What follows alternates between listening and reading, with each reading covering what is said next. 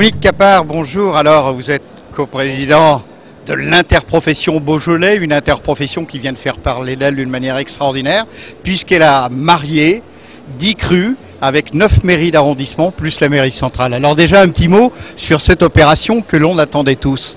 Ben, c'est une très très grande opération. C'était vraiment les portes grandes ouvertes de toute la ville de Lyon. Le tapis rouge était déployé pour nous et on a pu concrétiser, je dirais, 2 ou 3 années de travail, de sympathique travail avec différents élus de la ville de Lyon et qui nous ont maintenant assuré que Lyon allait changer d'attitude vis-à-vis du Beaujolais.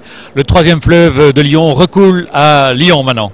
Merci Dominique Capard. Alors ce soir, nous sommes présents, vous êtes présents au 3e trophée de la gastronomie, organisé par Le Progrès avec les toques blanches et bien entendu avec l'interprofession Beaujolais.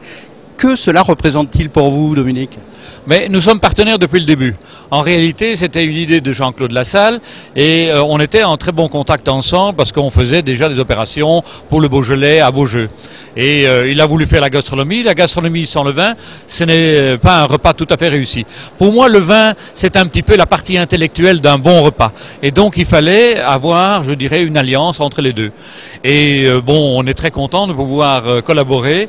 On a rapproché très fortement, je dirais, les toques blanches des vins du Beaujolais, qui étaient un petit peu boudés par le passé. Et maintenant, c'est vraiment une grande amitié qui est en train de se dégager et qui va permettre, parce que bon, on ne va pas vendre pour les vignerons, on ne va pas venir faire leur travail, mais ils ont maintenant la porte ouverte. On les attend, ils doivent venir et ils doivent être fiers de leurs produits. Alors, quel est l'avenir pour le Beaujolais, que l'on connaissait surtout pour ses vins primeurs, que l'on connaît, que l'on va reconnaître au deux sens du terme maintenant pour ses crus, des vins de qualité en pleine zone de Bourgogne, n'oublions pas de le rappeler. Quel est l'avenir du Beaujolais ? Ben, tout d'abord, on a été un petit peu dans l'erreur dans le passé, c'est que le cheval de bataille, la locomotive du vignoble, c'était un petit peu les vins nouveaux. Mais c'est pas du tout ça. La locomotive, ce sont les crus, c'est vraiment les appellations, les vins de garde. Et donc, il faut un peu apprendre aux gens qu'il y a des vins qui mûrissent, qui sont bons à boire après 2 ans, 4 ans, 5 ans, et qui sont vraiment des tout grands vins.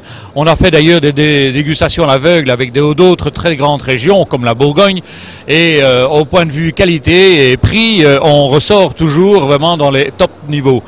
Donc maintenant, c'est de faire connaître et reconnaître que ce sont des vins de garde, de qualité.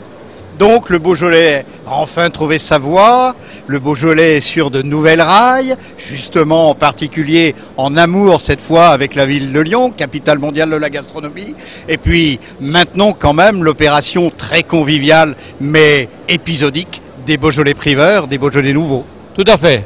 Bon, ça c'est un élément, le Beaujolais nouveau arrive bientôt et ça va être quelque chose de fabuleux encore cette année. Mais moi je dirais qu'avec l'ouverture que Lyon a fait, avec les vins de garde qu'on va pouvoir leur démontrer, on a un atout majeur à jouer. Et Lyon, c'est un petit peu dommage, mais nous, Beaujolais, on est allé courir le monde. On est allé dans les pays limitrophes, on est allé en Chine, on est allé au Japon, on est allé en Corée, on va un peu partout. Alors, en Afrique également, en Afrique noire. Ah oui, mais on est allé partout. Alors qu'à côté de chez nous, à Villefranche et à Lyon, on boit très peu de Beaujolais. Alors il est temps que ça change.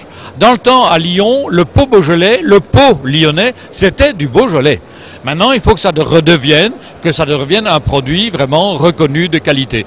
Bon, les Lyonnais, on a l'avantage, ils sont à côté de chez nous, on peut les voir, les revoir, les connaître et on peut avoir un contact très convivial. Ben, c'est à nous à le faire. Merci Dominique Capard pour ce raisonnement frappé au coin du bon sens. Vive le Beaujolais. Absolument. Et vive les trophées de la gastronomie. Merci Dominique. Merci Michel.